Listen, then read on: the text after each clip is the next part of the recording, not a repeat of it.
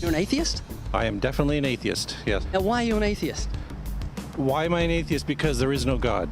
Atheism assumes that you can disprove the existence of a God, but I'm an atheist. What Darwin showed in his work on evolution and natural selection is that we don't need to invoke any supernatural force or power to account for the development of life through time on Earth. The ongoing processes that are observable in today's world.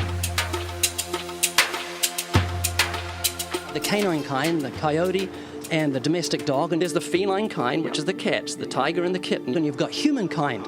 So Darwin said there'd be a change of kinds over many years. So could you give me one example of observable evidence of a change of kinds? So, for instance, the fossil record shows the common ancestors of all carnivores, that cats and dogs were once linked, once united by a common ancestor. How long ago? This, I believe, was like 60 million years ago. The scientific method must be observable and repeatable. So could you give me one piece of observable evidence for Darwinian evolution? Okay, I would point to, as one great example, is look at the genetics of the stickleback.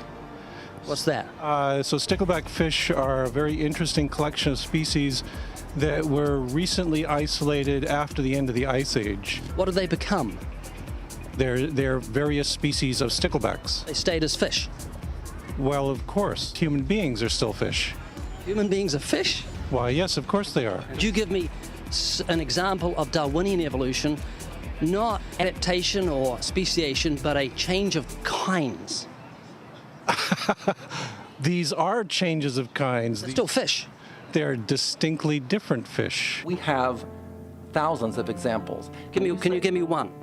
I can give you thousands. Just one. For instance, I would say look at Lenski's experiments with bacteria then.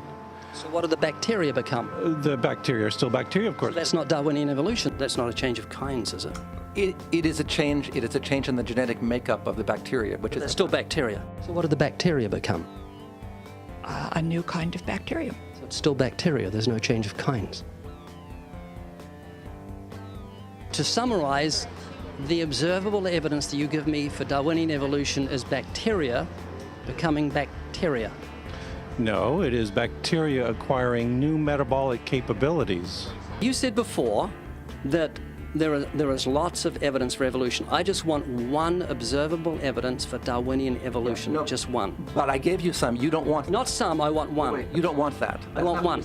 Yes, I do. I'm pleading with people. You asked me to tell you. You asked me to tell you when I've watched one species evolve into another. Isn't that right? No, one kind into another. There's 14 different definitions of species. So I want a change of kind. When you're talking about kinds or change in families, you're actually talking about macroevolution. You're talking about changes on the level that separate, say, cats from dogs.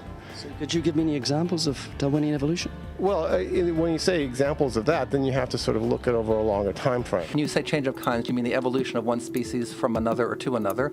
Yes, we have that in action actually in the Galapagos. Could you give me one instance? Yes, we have an example from a group of birds called Darwin's finches. What did the finches become? They become genetically new and anatomically new, recognizably different species. So they're still finches? Well, of course, they're still finches, yes. They're not there's no change of kind. Darwin spoke of a change of kind. Can you think of any observable evidence for Darwinian evolution where there's a change of kind? Change of kind. Change of kind. I'm gonna have to think about that one a little longer. You give me anything that I can see, observe, and test, which is the scientific method for Darwinian evolution, a change of kinds. Test and observe.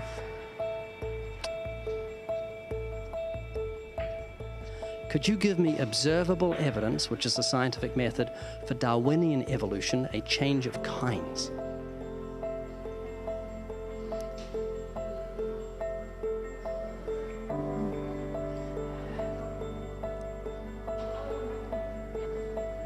Okay, I gotta think about it. So you want the evidence of it? I would say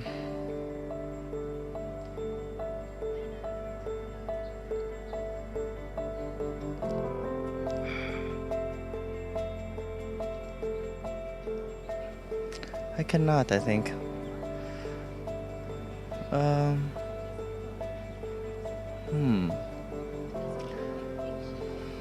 It's a hard question, actually.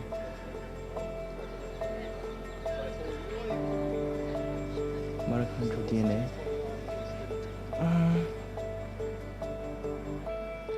So, can you repeat the question again? Could you give me any observable evidence, just one, for Darwinian evolution? Let me think about that for a sec.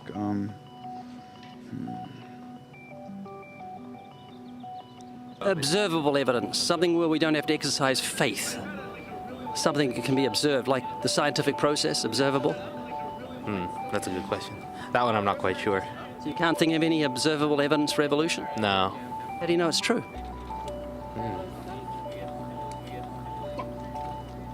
I'm not sure. So Darwinian evolution is not observable, it's not scientific. I guess so. So it's unscientific, you can't prove it. It's scientific, actually. You could prove it. It could be proven, just... Do it for me. That's hard. That's just too broad of a... Unobservable, that's why you need millions of years. Yes, exactly. You're trusting the biology majors and the biology professors know what they're talking about, and they can't even give me evidence of a change of kinds. Well, then there isn't one. If they don't give it, then I wouldn't say there was. Yeah. I just go on what I've seen and what I've learned from class. So you believe? Yeah. You know what that's called? What? Blind faith. Blind faith.